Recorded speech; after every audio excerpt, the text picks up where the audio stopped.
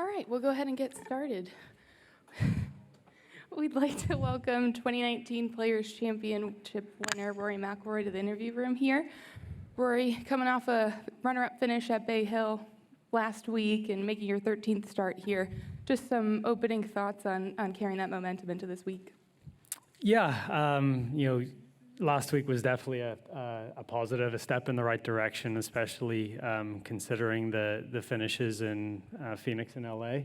So, yeah, as much as I was disappointed that I didn't play the final 5 holes the way I wanted to, it was still a good week, and I feel like getting into contention last week and sort of having those feelings, sets me up well for this week. Awesome. With that, we'll open it up to questions. If you just raise your hand, and we'll get a mic over to you. We'll start with Dylan, to share it with golf.com. Thank you. Yeah, Rory, you guys obviously just got out of the player meeting. How would you describe the vibe in there, the level of buy-in from all the players? What's that dynamic been like? Yeah, so I think when more information and data was presented to them, they, the people that maybe had reservations about it, I think came around, or at least were more informed on their opinions, right? And I think the tour executives did a really good job of basically just walking them through the slides that we saw in the board meeting last Tuesday, obviously not to the same degree of detail. We were in that board meeting for almost 7 hours last Tuesday, so, obviously we're all here trying to get ready for one of the biggest tournaments of the year. So with that time crunch, we just sort of they took the sort of most important slides and showed them to the membership, and I think it was good for them to see that and to see what the thinking is behind what we're really trying to do here, and I think the temperature in the room was nowhere near as hot as I anticipated it to be once the information was sort of laid out. Yeah, and is there anything specifically about the rollout last week or about the either public perception or some player perception that you feel like needed to get cleared up? Yeah, I think just more so that there's enough jeopardy built into the system. Obviously, there's going to be 8 events with no cuts, but with everything that you have to do to get into those events, look, Tiger Woods won 26 no-cut events in his career, right? There's always been no-cut events. So you just have to, Jack Nicklaus won 20 no-cut events, Arnold Palmer won 17. There, again, as I said last week, there's precedent for no-cut events, but I think the cuts that you have to make to get into those events, so making the playoffs, getting into the top 50, so there's certain things that you have to do to qualify for those events, and I think that's more than fair to warrant 8 events a year that are guaranteeing the players 4 days. Move to Doug Ferguson with the Associated Press next. Rory, if you go back to Delaware in the first meeting and what you guys talked about that night, how did it look then compared with how it looks now? Yeah, so I said this in the meeting today. The presentation in Delaware was very self-serving for the 20 players in that room. We were looking at fields of 50 to 60. We were looking at only 10 players dropping out of that top 50 every year, so a retention rate of 80%. The tour were like, look, the typical retention rate for the top 50s historically been around 60%, so let's try to get back to that number. So the structure that has been rolled out here is vastly different from the one that we all talked about and the guys saw in Delaware. And I think for the betterment of everyone, I think if we had went down that route, it doesn't serve the membership as anywhere near as well as what this structure does. What in your opinion was the bigger change? The size of the field, retention, or number of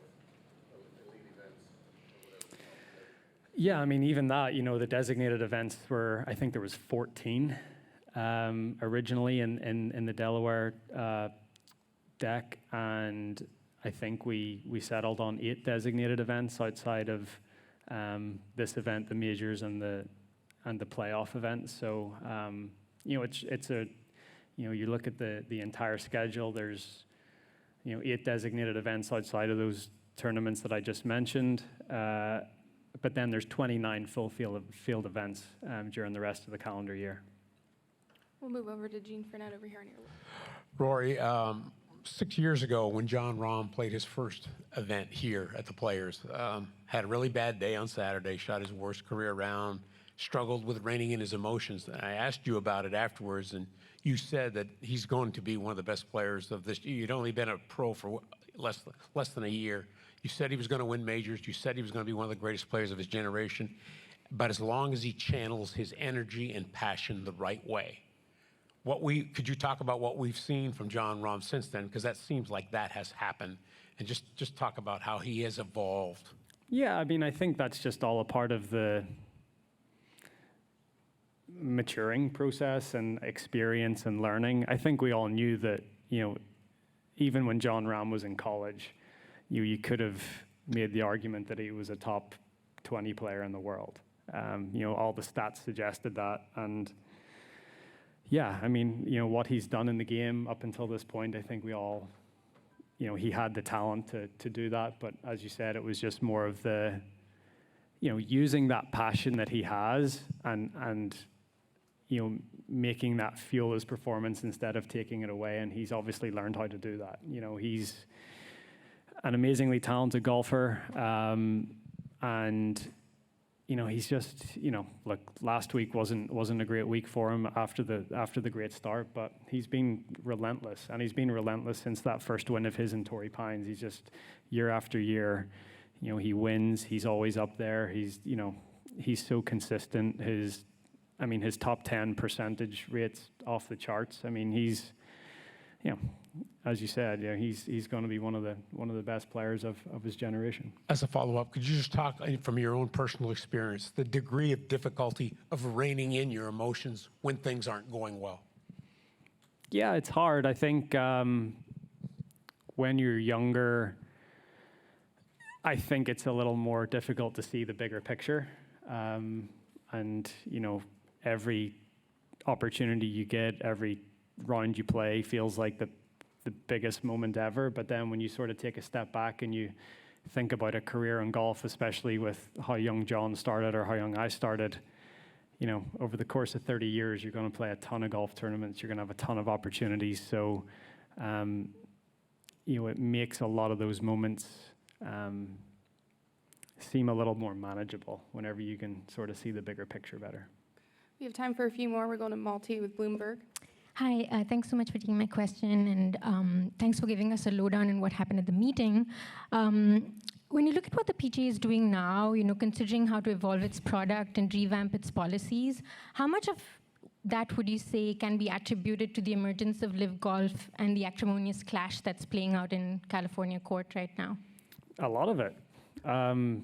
Look, I'm not going to sit here and lie. I mean, I think the emergence of live or the emergence of a competitor to the PGA Tour has benefited everyone that plays elite professional golf. I think, it's, when you've been the biggest golf league in the biggest market in the world for the last 60 years, there's not a lot of incentive to innovate. And this has caused a ton of innovation at the PGA Tour.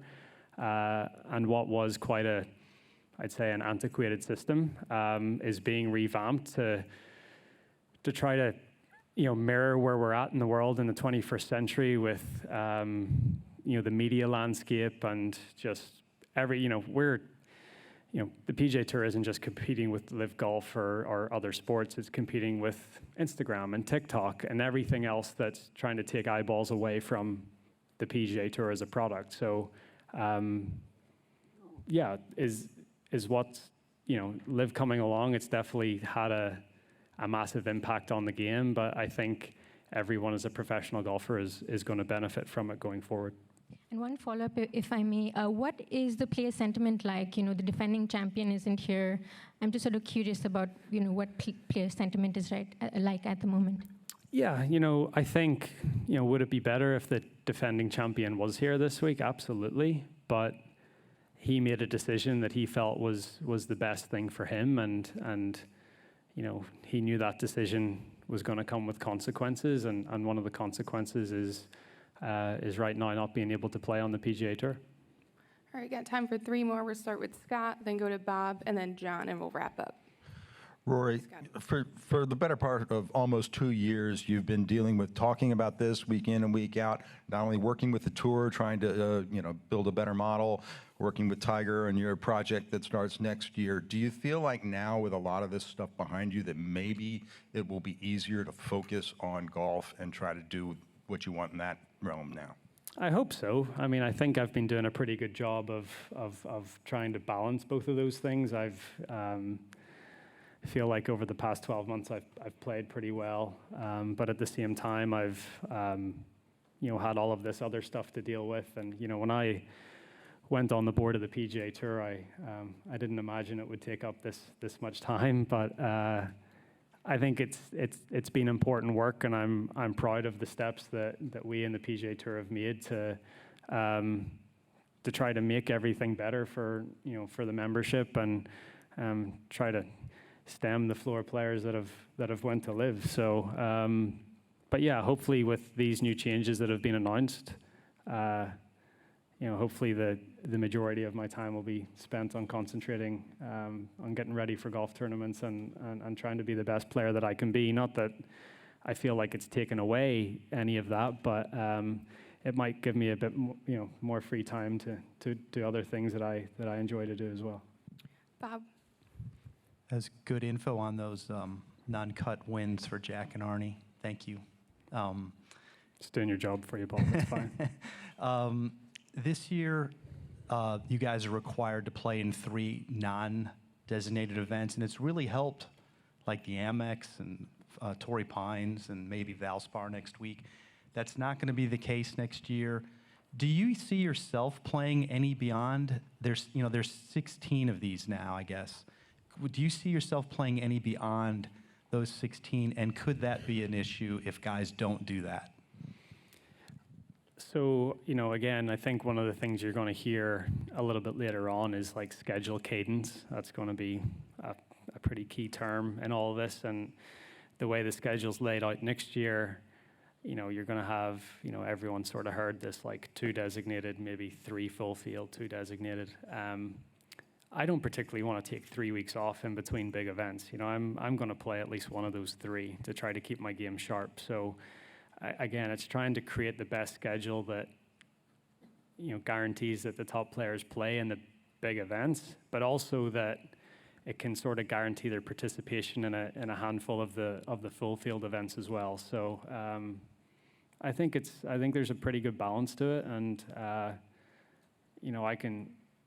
I can certainly, if you've got those 16 events from January to August isn't a ton, right? You're going to play more than that to feel sharp and ready to go at the biggest events. Last one here with John Hopkins on the right. Rory. Rory, hi. Do you feel that 5 European victories here, if I've done my maths correctly, is a fair return on in terms of European players playing in this event? Do you feel they've underachieved, or do you think that's about right? And there's a general perception, which of course can be wrong, that it's perhaps not quite as good as it should have been. What do you feel about that? Just at this event? Yeah, here, yeah. I guess I'd have to look at historical averages of European players winning on the PGA Tour and seeing what percentage that is compared to, I don't know how many Players' Championships have been staged, 40 something? Yeah. So you're saying 5 European winners in 40, so over 10%. I don't feel like that's a bad average. But yeah, I'd have to dig into it more. I mean, as the years have went on, we've had more and more Europeans play in this event. So, you'd like to think that the chances of European victory are going to become more and more as those participation levels increase. But if someone was to say to me that 10% of Players' Championships have been won by Europeans, I would say that that's a pretty good return. Do you feel there's anything about this course that either suits or doesn't suit players who come from Europe? Not anymore. I mean, all the top Europeans live here. They play on this tour. You could maybe have made that argument 20 years ago, but I just think with the way the professional golf landscape is, we all base ourselves in this country and specifically in this area in Florida at this time of the year. So I don't think there's any excuses. Appreciate the time as always, Rory. Good luck this week. Thank you.